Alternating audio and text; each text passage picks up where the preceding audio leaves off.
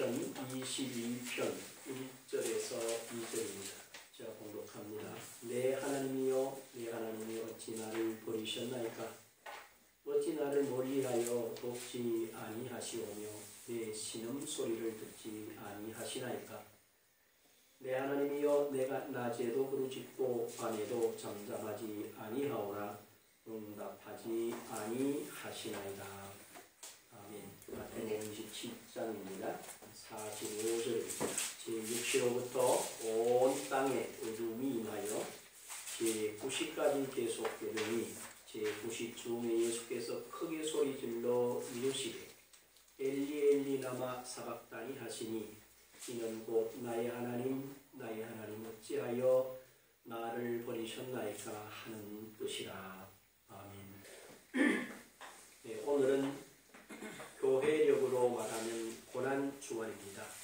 고난주간이라고 하는 것은 주님께서 예루살렘으로 올라가셔서 체포되시고 그 다음에 금요일날 해받으시고 금토 일주일날 새벽에 부활하는 날을 가리켜서 고난주간이라 이렇게 정하고 매년 지키면 온 세계교회가 함께 이 날을 기념하고 또 부활의 은총이 모든 대지에 임하도록 성도들이 땅에 소금으로서 빛으로서 또 산 위의 동네로서 등잔 위의 등불로서의 우리의 사명을 새삼 확인하는 그런 복된 주간입니다. 그러므로 여러분도 깨어서 이 주간에 걸음마다 일마다 강구한 대로 승리하는 그리고 빛으로 소금으로 그리스도를 대신하는 또 땅의 주인으로서의 여러분의 삶을 이끌고 승리하시기 바랍니다.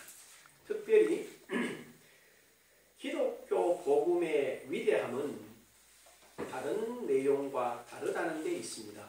뭐냐 하면 일반 종교들은 보면 그 종교의 창시자 내지는 믿음의 대상이라 하는 분들이 어떤 특별한 징조를 가지고 태어났고 그리고 그들의 삶이 범상치 않아서 생전에나 또 사후에 사람들로부터 추앙을 받아서 신앙의 대상이 되기도 하고 그의 말들, 또 그의 교훈들, 그의 행적들을 교훈으로 모델로 삼아서 늘 따릅니다. 그러나 기독교 복음은 그렇게 되어 있지 않고 하나님께서 미리 말씀하시고 그리고 하신 그 말씀을 시간을 따라서 성취하시고 또한 성취한 그 말씀이 오늘 저와 여러분들에게도 동일하게 지금도 믿음으로 고백하면 반드시 그 약속의 말씀은 성취가 되는 이 놀라운 사실이 기독교 복음에서 가장 위대한 사실입니다.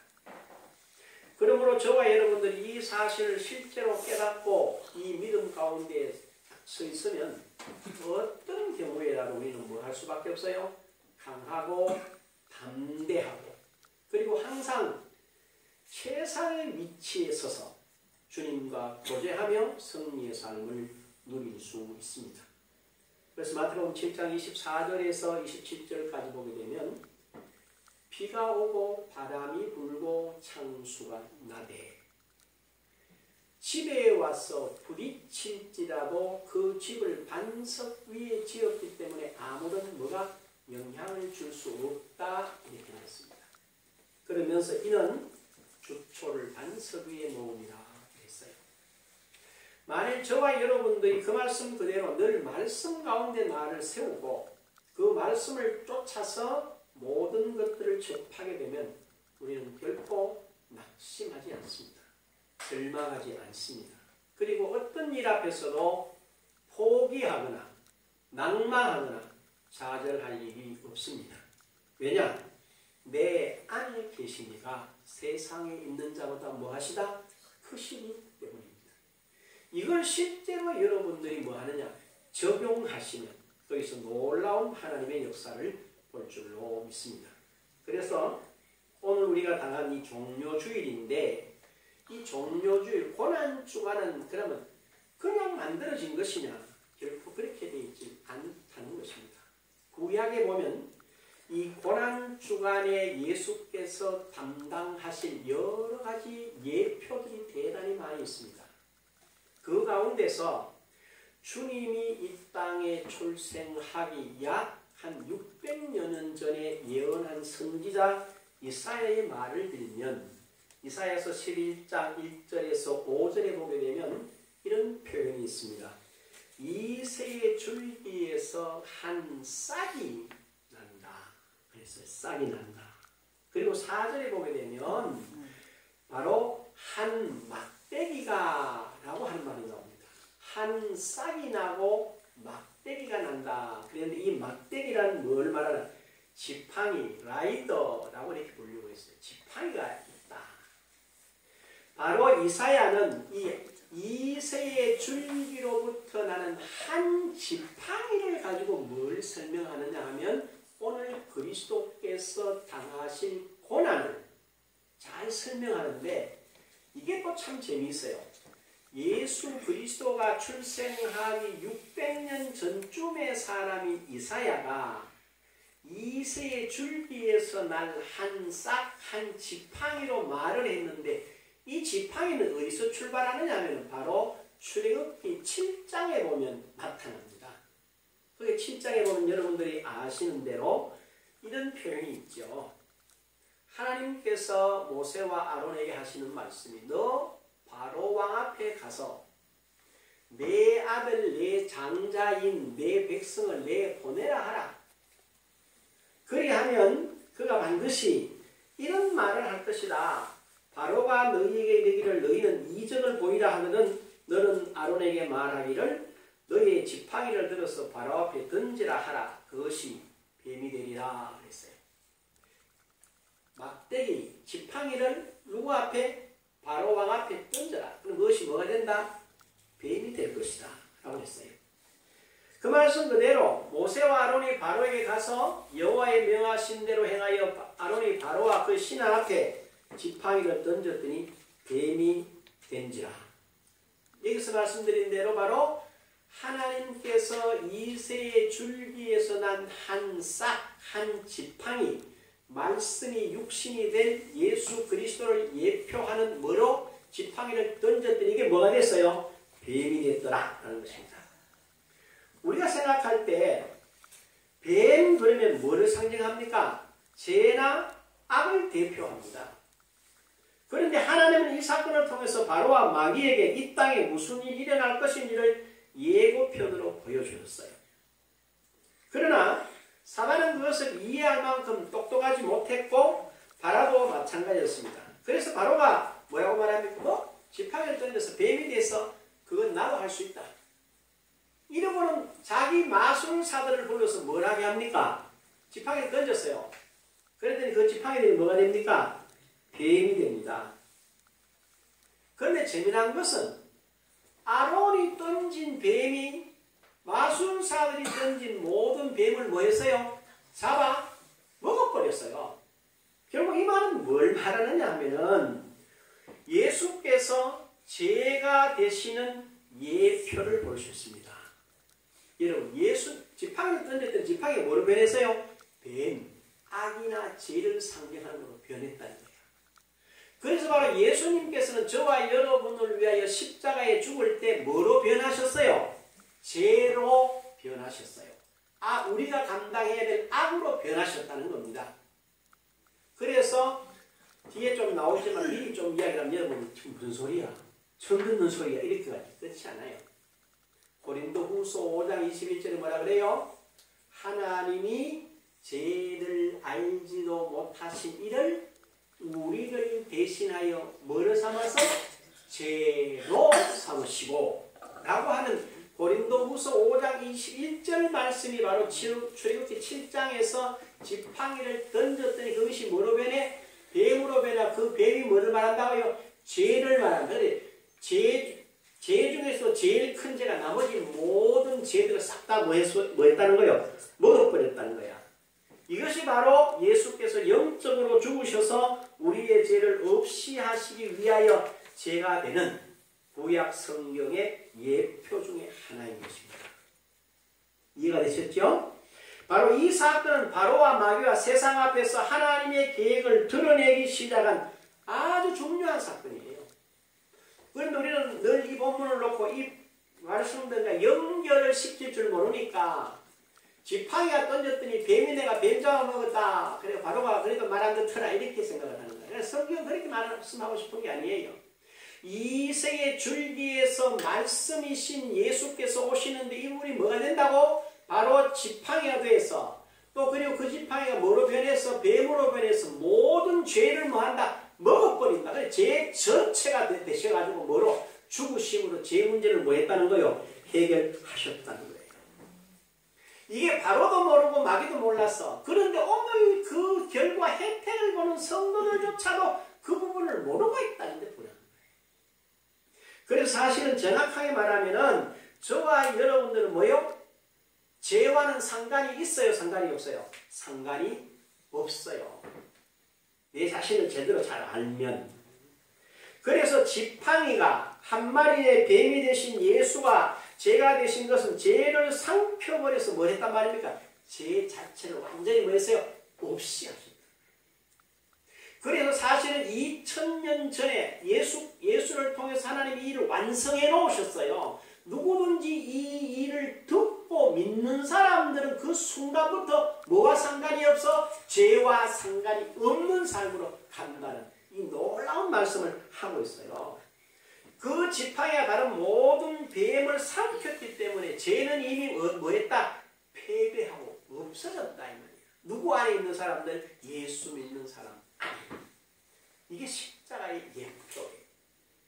그리고 또 하나는 여러분들이 아시는 대로 민수기서 12장과 14장 요 세 장에 걸쳐서 보면 재밌어요.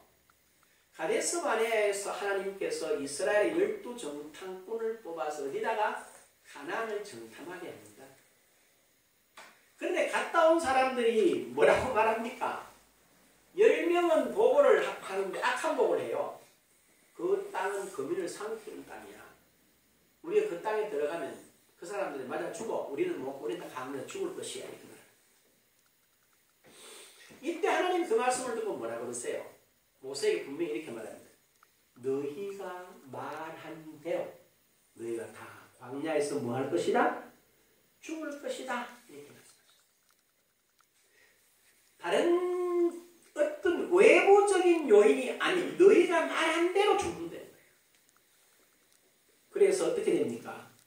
민수기서 21장에 가면 이들이 하나님과 모세를 막 원망해요. 그때 하나님이 뭘 보냅니까? 불뱀을 보냅니다. 불뱀을 보내서 뭐 하죠? 자기 백성들을 물어서 막 죽게 한다는 거예요. 죽게 하니까 백성들이 와서 민수기 21장 7절에 보니까 백성이 모세에게 이르러 말하되 우리가 여호와와 당신을 향하여 원망함으로 범죄하여 싸우니 여호와께 기도하여 이 뱀들을 우리에게 떠나게 하소서. 모세가 백성을 위하여 기도하며 백성들이 이제 발등에 불이 떨어진 거라 그래서 막 와서 야단을 하는 거예요. 그럼 모세가 하나님께 기도를 해요. 8절에 보니까 여호와께서 모세에게 이르시되 불뱀을 만들어 장대 위에 매달아 물린 자마다 그것을 보면 살리라 했어요. 불뱀의 모습으로 구리로 뱀을 만들어서 달래요. 그리고 그걸 쳐다보는 자는 뭐 한다는 거예요? 산다는 겁니다. 그런데 하나님이 장대 위에 매단 그 뱀은 누구를 말합니까? 누구를? 바로 치유자 예수님을 말씀하세요. 사람들이 불뱀을 물려 막 죽어간단 말이에요. 그래서 으악! 그러고 모세한테 와서 살려달라는 거예요. 하나님께 기도해달라는 거예요. 그랬더니 하나님이 불뱀을 구리로 만들어서 장대에 매달았어요. 그리고 바라보는 자는 뭐 하더라? 구원을 받더라. 치유자 예수 그리스도를 거기에 단 거예요. 그리고 잘 보면 말이죠. 여러분들이 병원에 가셔가지고 의사들이 입고 있는 가운을 한번 보십시오. 그 가운을 보면 거기 뭐가 박혀있는지 아세요? 이렇게 위를 이렇게 보면 뱀이에요. 뱀. 그래 뱀이 이렇게 딱 갈라져가지고 그 뱀이 올려져 있는 데가 뭐야? 짱대 위에 뱀을 딱 걸어놨어요. 그게 뭐의 상징인지 아세요? 치료의 상징으로 심볼로 붙여 알게 모르게 뭐가 하나님의 역사가 그렇다는 거야. 그것은 오늘 우리에게도 중요한 사실을 말해주고 있습니다. 바로 예수님께서 저와 여러분에게 치유를 가져다 주시기 위해서 친히 우리의 뭐를요? 질병을 짊어지셨다는 사실을 믿으셔야 돼요. 오늘 저와 여러분이 질병이나 연약함들이 오잖아요. 어이구야 이러지 말고 십자가상에서 나의 모든 연약함과 질병을 담당하신 그분을 쳐다보면, 그분을 나의 치료자로 모시면 즉시로 내 모든 병이 뭐 된다는 거예요? 치료된다는 사실입니다. 그리고 여러분이 아는 대로 짱때 십자가는 뭐 하는 곳이에요? 사형을 집행하는 장소, 십자가를 상징합니다. 그래서 짱대에 달린 뱀은 속죄 제사가 드려준 후에 친히 뭐요? 제가 대신 앞에서 말한 누구를 상징해요? 예수님을 상징한다는 거예요.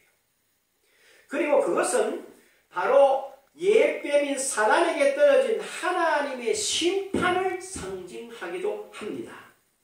그래서 예수님은 제자들에게 모세가 광야에서 뱀을 든 것 같이 인자도 들려야 하리라 라고 말씀하셨어요.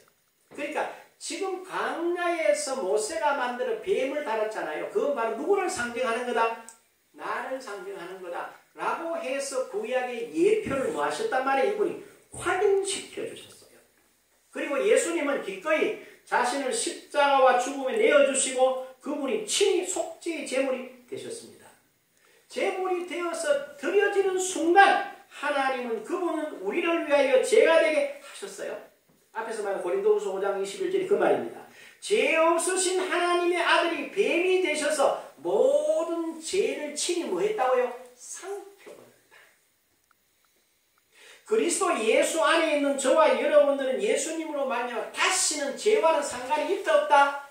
없다. 뭐가? 우리의 영은 철저하게 완벽하게 치료받았다는 사실을 여러분들이 깨달으셔야 될 줄로 믿습니다.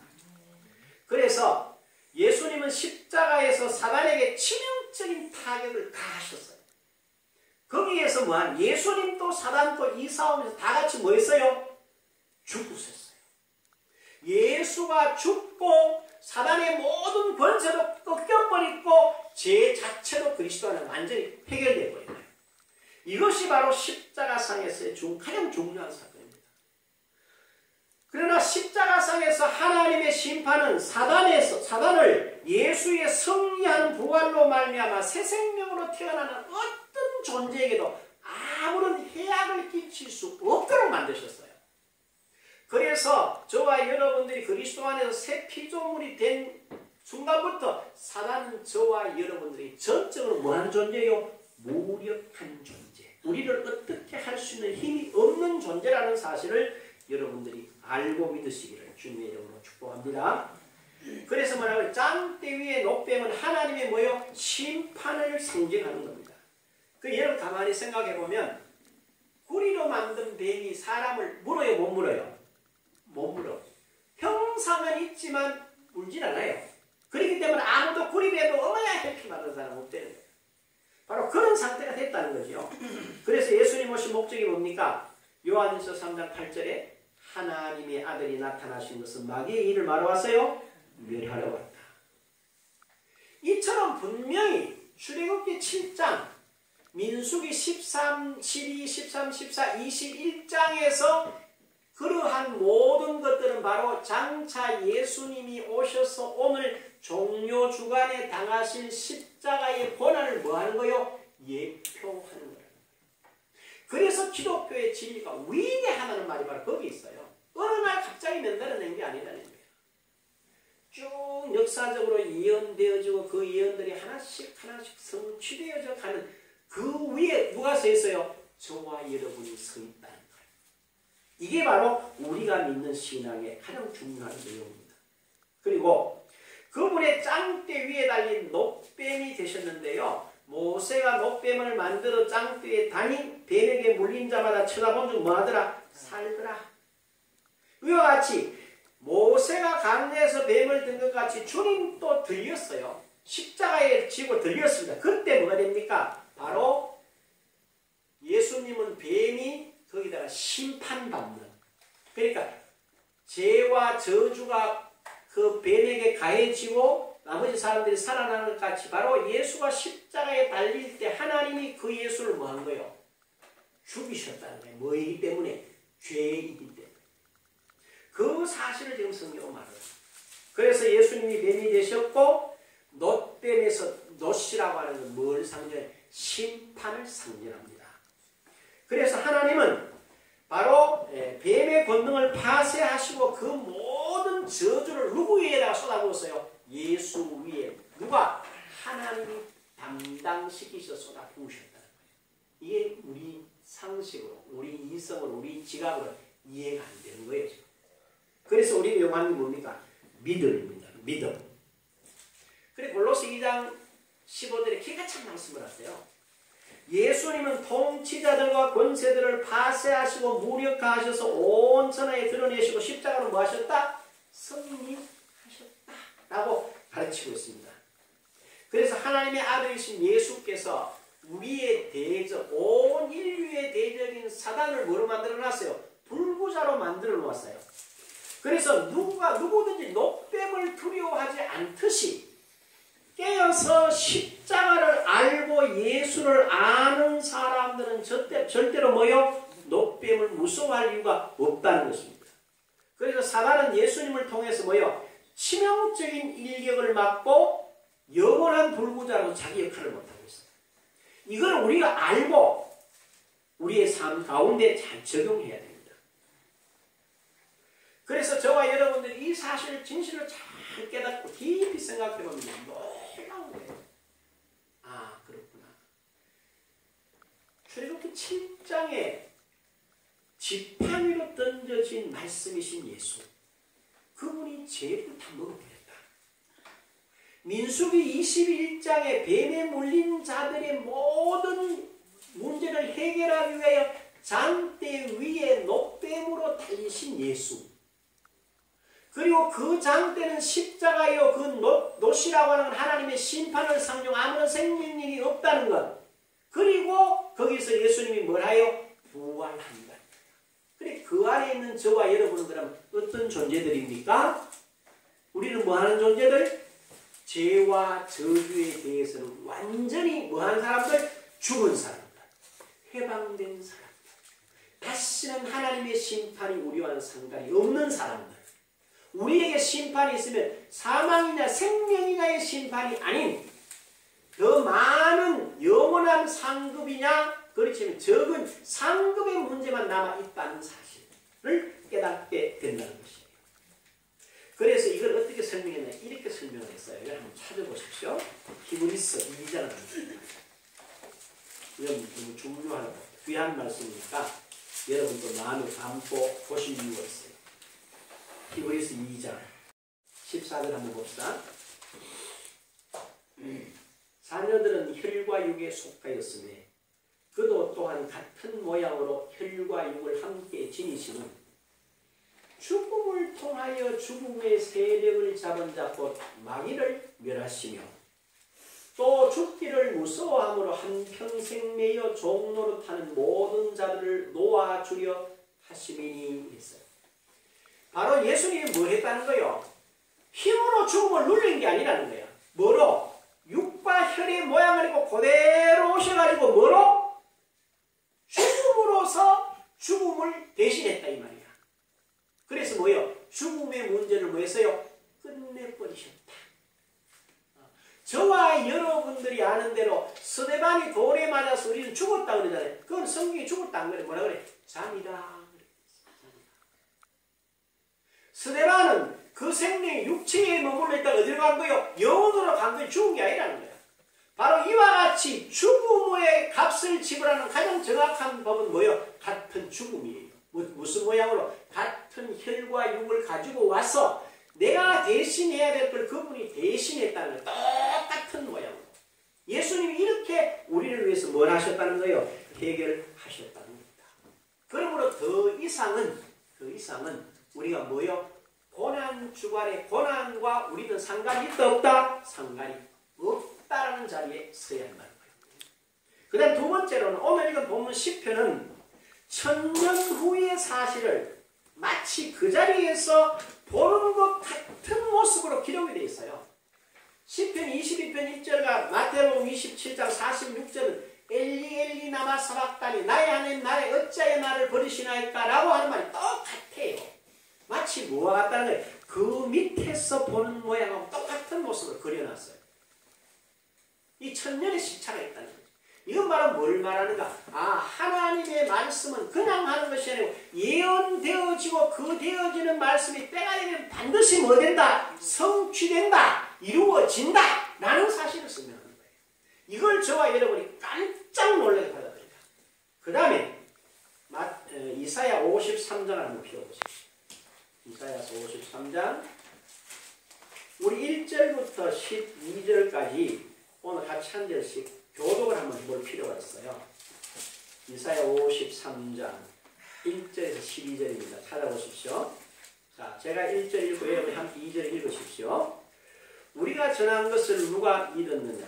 여호와의 팔이 누구에게 나타났느냐? 그는 주 앞에서 사람들을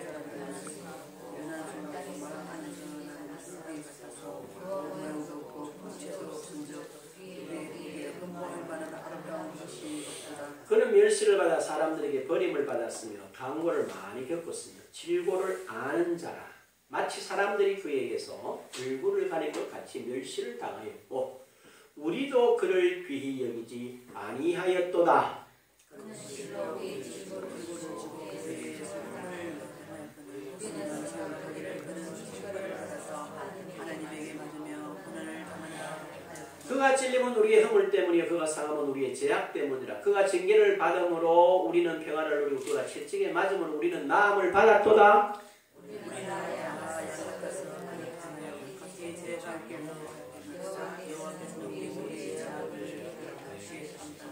그가 곤욕을 당하여 괴로울 때에도 그의 입을 열지 아니하였으며 마치 도수장으로 끌려가는 어린 양과 틀 깎는 자 앞에서 잠잠한 양같이 그의 입을 열지 아니하였도다. 그가 곤욕과 시련을 당하고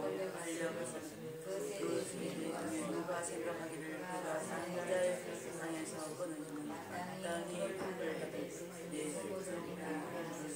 그는 강포를 행하지 아니하였고 그의 입에는 거짓이 없었으나 그의 무덤이 악인들과 함께 있었으며 그가 죽은 후에 부자와 함께 있었도다.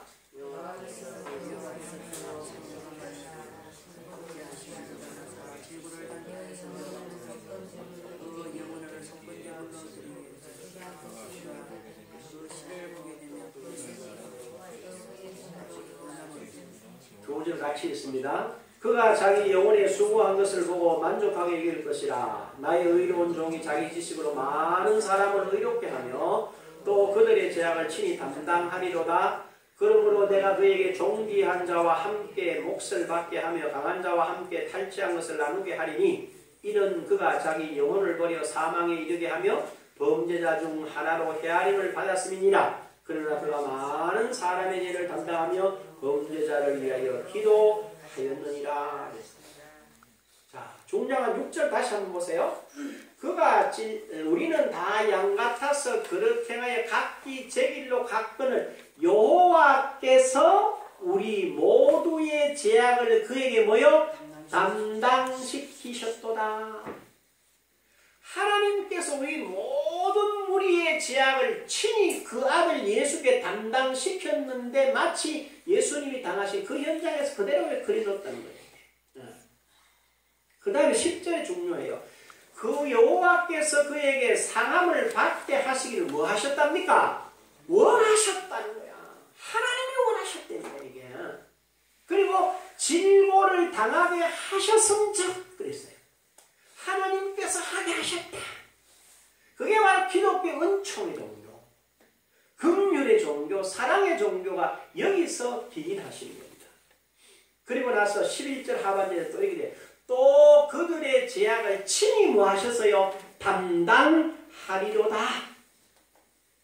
그 다음에 끝에 가보면 그래요. 그러나 그가 12절 그러나 그가 많은 사람의 죄를 담당하며 범죄자를 위하여 뭐 하였느니라? 기도하였느니라. 하나님이 직접 행하셨다. 뭐로? 예언하시고 성취하셨어요. 이게 바로 저와 여러분이 어디에 하나님의 말씀을 신뢰할 수 있는 가장 중요한 내용입니다. 그 정도가 아니고 거기서 그냥 예언하고 성취하셨을 뿐만 아니라 구원하시고 본래 자리로 뭐 해놓으셨어요? 회복시켜 놓으셨어요. 오늘까지 저와 여러분들이 가장 신앙생활을 하면서도 늘 제자리에 머물러 있는 것 같고 긴가민가 하는 게 뭐냐면요. 이 구원과 회복, 그 다음에 자녀됨의 신분과 권리와 권세가 주어졌는데도 불구하고 이 사실을 뭐 했다는 거예요? 몰랐다는 거예요. 이 가치, 이 존귀함, 이 존엄함을 깨닫지를 못하는 거예요. 그냥 주일날 교회에 오는 줄 아세요? 아니에요.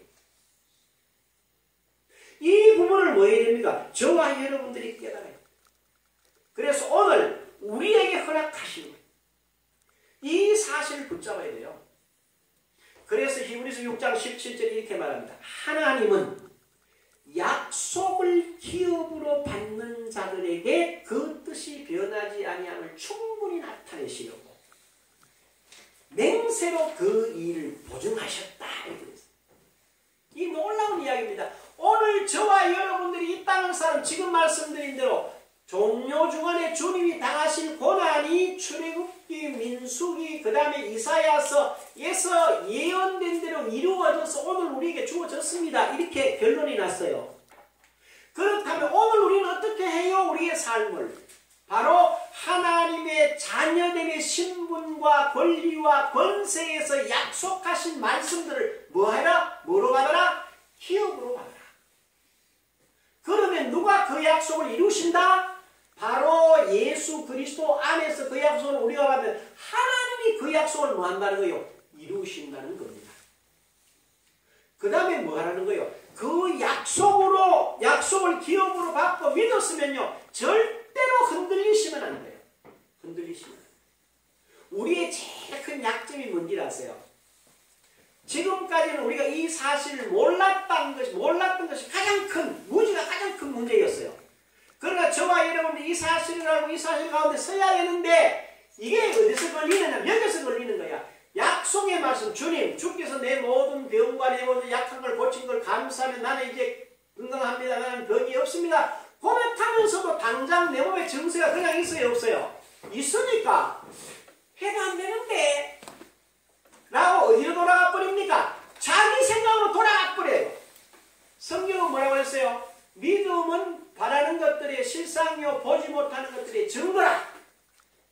그리고 그 히브리서 6장 17절을 그 앞에 예를 들어서 아브라함의 예를 들어놨어요. 하나님이 어떻게 약속을 지켰는가 한번 보십시오. 히브리서 6장을 한번 찾아보십시오. 6장 13절에 보면요, 이런 표현이 있습니다. 찾으셨어요? 자, 한번 보십시오. 히브리서 6장 13절이에요.